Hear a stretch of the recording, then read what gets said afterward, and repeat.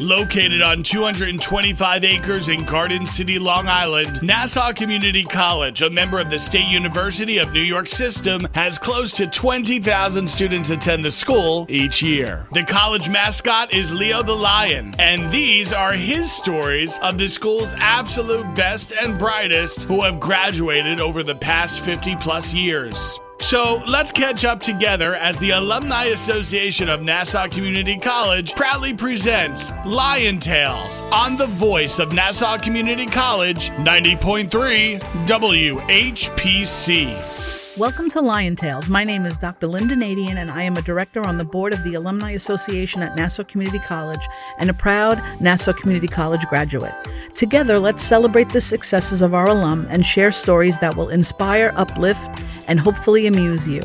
Each week, I will introduce you to one of our alumni who will share their Nassau Community College experience and the secrets to their success after graduation. Look for many new and exciting events on the Nassau Community College Alumni Association pages on Facebook, Instagram, and our webpage. If you have any positive news you would like to share about alumni happenings, we would love to hear from you on our website at ncc.edu/alumni. Today, our distinguished alumni guest is Sherri Fackler, an elementary reading specialist serving the Baldwin Public Schools. Sherri was born and raised in Long Beach, New York, and has been married for 20 years. She attended Nassau Community College and then attended Hofstra University, where she earned her bachelor's in elementary education and then a master's in literacy. Sherri has taught kindergarten and first grade in Rosedale and then went on to work in Baldwin as a reading teacher. She has worked in the field for more than 21 years and currently holds a master's plus 60 credits. Sherri believes that family is everything, and she considers herself a sports mom and follows her boys to sports events, even coaching basketball during the summer. Welcome to Lion Tales, Sherri Fackler. Thank you. Yeah, we're so happy to have you today. So you are class of 1994. So tell us about your decision to attend Nassau Community College. Well, when I was graduating high school, I lived with just me and my mom. She was a single mom. And at the time, I wasn't ready to go away to school and leave her. So looking around at local colleges, I saw what a good reputation Nassau Community had and how they had professors that actually taught at Hofstra and Adelphi. And when I looked into it more, I realized that if I took all my core classes there, they would transfer to a four-year university, and I would be saving a lot of money at the same time. So it kind of made the decision easy. Right, absolutely. You know, community college experience is something that, students need to opt for because there are certain situations in which it really can benefit you in the long run. And so what were some of your favorite courses that you did take at Nassau Community College? When I went to Nassau, I already knew that I wanted to be a teacher, so I knew that I had to take all of my core classes. So I definitely took all of those because I knew they would transfer. But I also looked into and I took the child and the adolescent psychology courses because I knew that those would help me when I went to become a teacher. And I also took communication classes and public speaking classes because I knew as an educator that I was going to have to talk in front of people. And sometimes, back then that was kind of hard to imagine doing. So those classes are the ones that really stand out in my head. Right. I remember one was called oral communication, and we would have to do sort of speeches in front of, our classmates, which a lot of us, I remember, didn't have a lot of experience doing. But when you become a teacher, you realize that a lot of it is acting and you feel like you're on stage all the time because you're constantly preparing and presenting all day long. And so, those courses so help you. And so now your work as a literacy specialist, I know when I received my reading degree at Hofstra, it was a master's in reading, and now it's literacy. And there's always this kind of notion about, does it really matter if you say reading or literacy? But what is some of the work that you're doing now? Because everything is literacy and biliteracy, throughout the state and pretty much the country at this point. Well, my job in Baldwin is I am a reading teacher and a literacy specialist. I work collaboratively with the classroom teachers, and we communicate and plan together in the best interest of the students. Some classes I push into the classroom, and I work with small groups in reading from the lower level kids to the higher level kids, and I pull out small groups of students for reading intervention. so that I can help those students that need help learning to read and becoming proficient as readers. Right. And what curriculum do they supply for the pull-out when you do pull the groups out? Are you allowed to kind of create your own lesson plans, or do you actually rely on a program? So we have a couple of programs in the district I'm in. One of them is Wilson, which I don't personally teach. And we have Fondas and Pinnell Level Literacy Intervention, which we call LLI. Right. And that is the program that we use for our pull-out intervention where I teach. Yeah. And I remember meeting Irene Fountas way back when at a conference, and, she spoke a lot about her program and how much they worked on it. And they really wanted to focus on acceleration of students. And now, coming back, this is really the first fall of 2022 is really where we're going back in full, even though, we were at work, but it was still kind of not the same. What are some of the challenges that you see post-pandemic? Because we read a lot in social media, and I think a lot of this could be, propaganda to say that children are backsliding in reading. But you think about, what are your feelings on that? It really depends. There are some students that I'm going to say they did miss out a little bit on some of that phonemic instruction because we were wearing masks. And so when you're teaching those kindergartners and those first graders that haven't had any school before, and you're trying to teach them letter sounds and different ways to read, and they can't see your face, it's very hard to show them the formation of letters and the way your mouth is actually supposed to look when you're sounding out those letters. Students are resilient. The kids are resilient. They come to school every day. They love being in school every day. I do see that it was hard for them to be at home. They were, some of them were home virtually for over a year. Right. And they missed out on the social aspect, I feel like, much more than the rest. I think that they'll catch up. Now that we're back in school, the kids will catch up. They are resilient, but they did miss up on social. They missed out on, gaining that background experience. You couldn't go places. You couldn't do things. So they didn't have the experience of, we went to the zoo or we went here to come in and talk about that.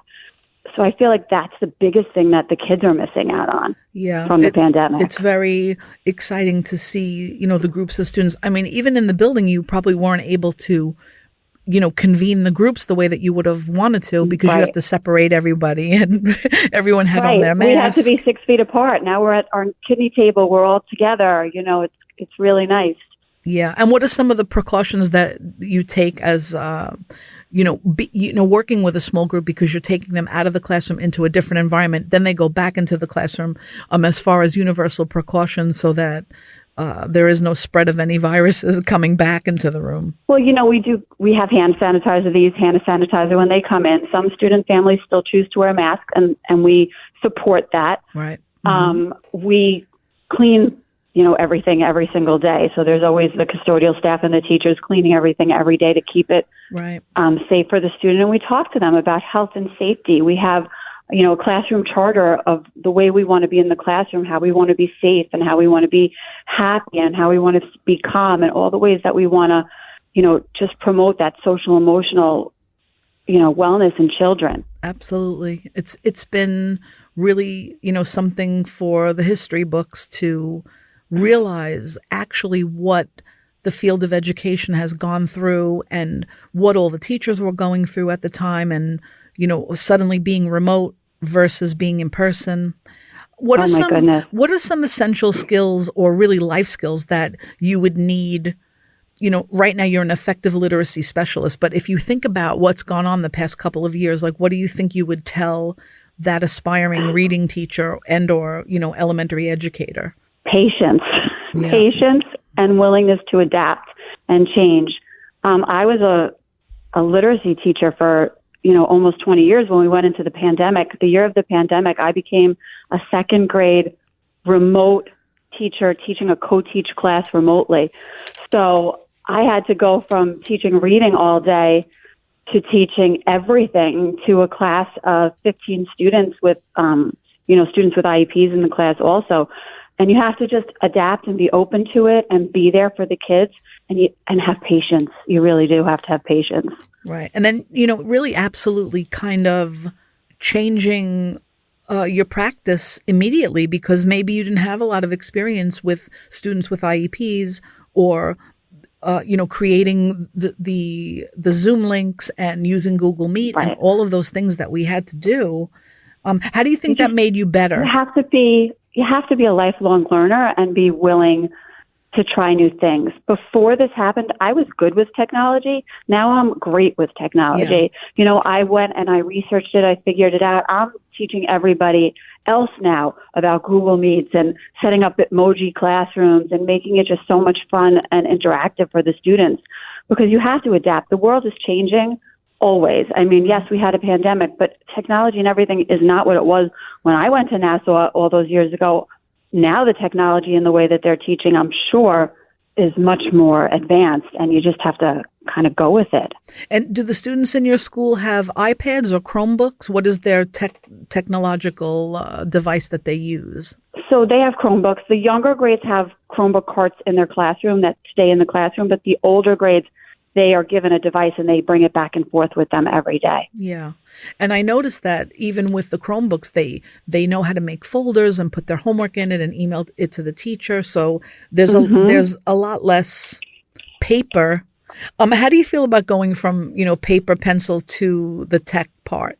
You know what? Some of it I like and some of it I don't. As a literacy person, I still like a book in my hand. I like a paper, an actual book in my hand. I personally can't read on a Kindle. I like teaching the kids to have that book in their hand. And even, my own kids, they're in high school. Sometimes they need the paper. They need to highlight. They need to write it up and have it in front of them. For some things, it's great. You could go on a Google Meet. You can turn things in online and scan it. You can find anything on the internet. But I still think that personally, I don't think you can ever go away completely from pencil paper. I think it needs to be a part of it. Different kids have different learning styles. Some of them do better on the computer. Some of them are visual learners. They need to have it right in front of them.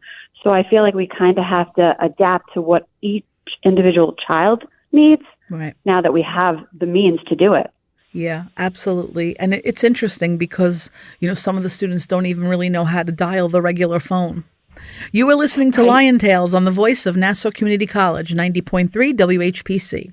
I'm your host, Dr. Lynnda Nadien, and our guest today is Sherri Fackler, Nassau Community College class of 1994, an elementary reading specialist serving the Baldwin Public Schools. So what are some of your favorite children's books and some of your favorite authors? Well, there's so many amazing authors. When I was a kid and I was a teenager, my favorite author was Judy Blume. Now, for the kids in school, Dr. Seuss is still a big favorite. I love Kevin Henkes because his books have some great messages and teachable moments in them for students. If you ask the kids in school, like my kindergartners, first graders, their favorite books are Pete the Cat.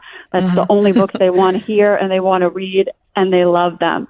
Different age groups have such amazing authors. Teenage boys, Jason Reynolds, I totally go for him. He has great cultural books. He's got great books that gear towards teen boys even that are usually reluctant readers.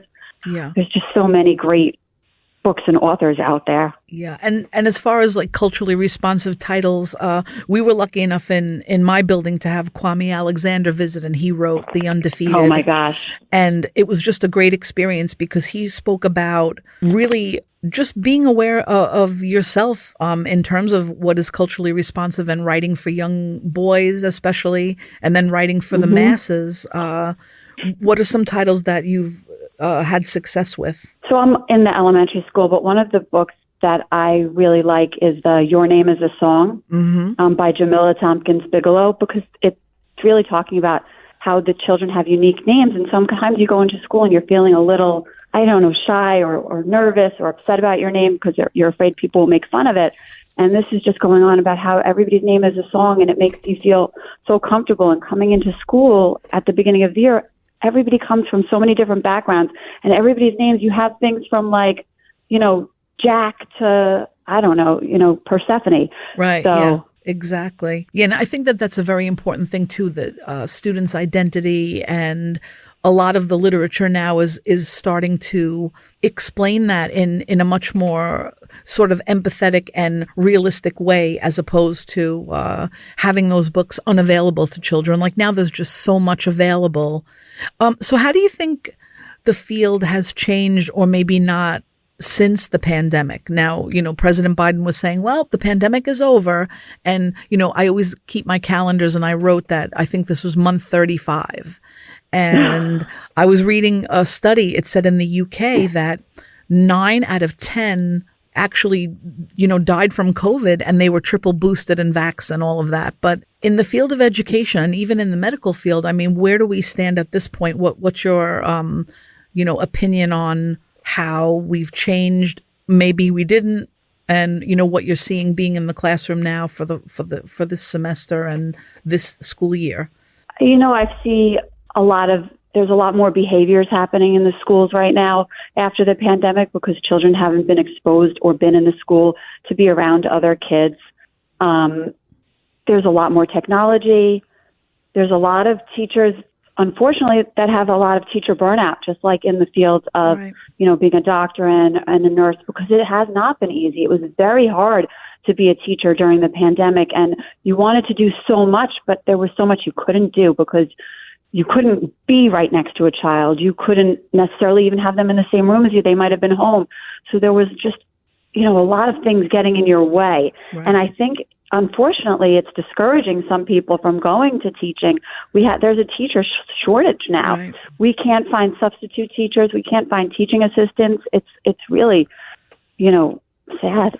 Yeah, and we wonder, how can we encourage, I guess, the next group of high school students going into the field? Like, do they want to? I mean, I as a supervisor of student teachers and student observers, I want to promote the excellence and the fun of the field, but at the same time, I really feel that I'm trying to stress to them that I realize that health and safety was first before anything we could do instructionally. And I don't think we were thinking that before. I think we thought, oh, you just go in and you teach and there's no big deal. And then all of a sudden, our lives were at risk and we had to change everything about our thinking and our approach. How would you describe your approach then to teaching reading now coming out of it? What has changed in you since this has happened? Now that we're kind of out of it, I'm trying to get back closer to the kids. I really feel like as a reading teacher and the kids now, they really have so many different needs. And I feel like it's very, very important that I need to target each individual student's needs. They're not all needing the same thing, even in a small group. Some students need phonemic awareness. Some students need comprehension when it comes to reading. And my goal and my thing as a reading specialist is that I need to work towards each individual student's needs to help them become more proficient, independent readers. Right. What are some of the specific needs that you're seeing with, let's say, the little ones? I mean, I think we put a lot of pressure too. Pre-K and K are not really mandated, and they're not mandated in New York State. So our goal is the 6-year-olds to the 16-year-olds, and these pre-emergent and emergent readers.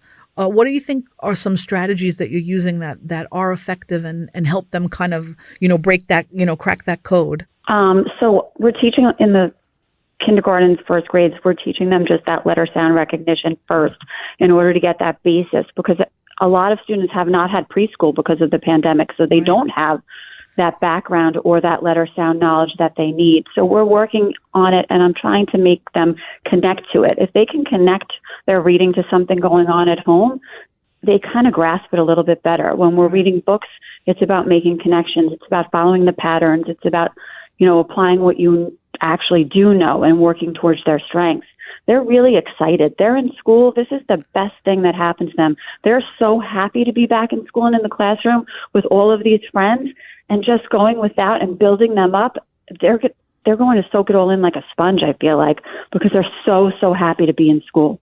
Yeah, it's so exciting to see that too. And I think, going back to the beginning of a child's school career, learning the letters of the alphabet, was really singing the ABC song and really knowing it cold. And then you would move on to the Dolch words. And that was basically, you really had to memorize all of that because you're not really sounding it out. Right, the sight words. You kind of have to just know them. Yeah, and then what type of visuals do you use? Like maybe you have some E&L students that, English as a second language students that I do. Might need more visual aids. How are you kind of incorporating that? Well, when I do the letter sounds, we do letter keyword sounds. So, for example, for the letter A, you do A, apple, A, Right. and you have a picture that goes with every letter, and you have cards that show them. Personally, I put my Bitmoji with each letter and sound, and I have the keyword with me, and they just laugh and get a kick out of it. It makes them remember because they think it's so funny to see me up there doing this whole song and dance with them.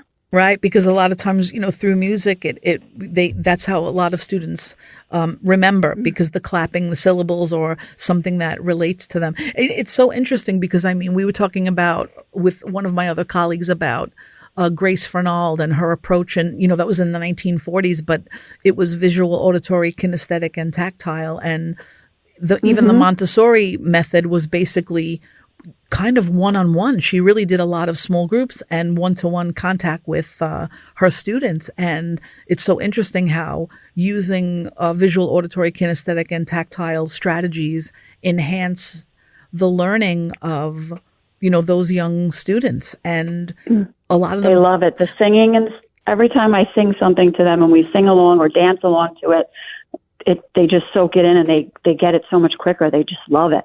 Yeah, and then they'll remember it the next day, and they'll want you to do that, which is it's so funny because we sing it down the hallway on the way back to class. And the thing about teaching reading, I don't think the vast majority realize the complexity of it, because it's such it really is an emotional process, because it's about your prior knowledge, what you're bringing to the table. And if you're a kid who knows all the letters, you can move on quickly. And if you're a kid who only knows a few of the letters, it might be more difficult, for you to kind of grasp the fundamentals, which, now we're teaching them to maybe bilingual students, and, seeing how they react and what they're thinking in their head. You are listening to Lion Tales on the voice of Nassau Community College, 90.3 WHPC. I am your host, Dr. Lynnda Nadien, and our guest today is Sherri Fackler, Nassau Community College class of 1994, an elementary reading specialist serving the Baldwin School District. So now we think about motivation. How are we motivating the reluctant reader and then trying to inspire the child that really is a true lover of reading? And what about the library? What's happening with library science? Because that's always a connection to work as a reading specialist. Right. Unfortunately, there's a lot of reluctant readers out there. There's a lot of kids that just don't see themselves as a good reader, and a lot of kids that don't want to read. Right. So I really try to show them that there's a lot of books out there that you can read based on things that you're into, that you enjoy. Right. When I talk to kids about, say, sports, for example, the boys are like, wait, I could read books about sports? I'm like, absolutely. You can read books about sports. Girls, you can read books about dance. They like trains and animals, and whatever you're interested in, I say, is the books you should go to at the library. A lot of time kids are like, well, I should be reading certain level books or this or that. And I say, you should be reading what you love, what you enjoy. Sometimes a book's going to be too easy. And you know what? That's okay. If you enjoy picture books, you can read picture books sometimes, or you could read chapter books. It's whatever you're into. I said, I'm an adult learner, and sometimes I like to read picture books because they're fun and they're enjoyable to me. Right. I said, so you can't be tied down to thinking, well, I'm a fifth grader or an eighth grader and I'm supposed to read books like this. They should be reading the books that they really, really enjoy on topics that they enjoy, because that makes kids want to read it. It's like those Kwame Alexander books. Yeah. The boys go for them because they can relate to them. Yeah, and I think there's so much out there. I mean, I've been reading about how, let's say, 2,000 children's books are published per year, and not all of them are great. Not like a Kwame Alexander type of real magnificent book that really captures so much. But there's so much to choose from, and I think the library should be a big connection, the public library especially, but also Absolutely. Even if there is a school library or children have book access, and that, we do have a budget where we can order more books. And I really love that when, children get a book in their hand and they really, really love it. How do you balance a career and your family? And what is some good advice? Take some time for yourself. Yeah. I wake up early in the morning before anybody else in the house gets up, and that's the time I take for me. I do my workout in the morning. I take a little time for me, because then I know once the school day starts, I'm at school, I'm a teacher. I come home, I'm a mom, I'm a coach, I'm a homework helper, I'm a chef. And on the weekend, take some time to spend time with your family. It's not easy, but you could do it and take some time to just, breathe. Right. Just exactly. Yeah. breathe. And what are some of your goals, as an educator at this point in your career? To keep learning and continue to grow. I mean, I'm not the same teacher I was 20 years ago. Each year, I feel like I learn more from the students. They learn more from me. I learn more from the world. And I just want to, if I can get better each year by bringing something new into my teaching, to do that. Absolutely. I would like to thank our guest, Sherri Fackler, Nassau Community College class of 1994, an elementary reading specialist serving the Baldwin Public Schools. How can our listeners contact you? I guess if they wanted to contact me, they can contact me via email. Okay, great. My email is, yes. You want me to tell them? lbnyteacher@aol.com. And if they go to Baldwin Schools, I'm on their website. Excellent. I would like to thank you for being our guest today. My name is Dr. Lynnda Nadien, and I serve as a director on the board of the Nassau Community College Alumni Association, and I am a proud Nassau Community College alum. Visit ncc.edu/alumni for more information about the Nassau Community College Alumni Association, and visit nccradio.org for more information about Lion Tales, including podcasts of past shows. Thanks for listening to Lion Tales here on the voice of Nassau Community College, 90.3 WHPC.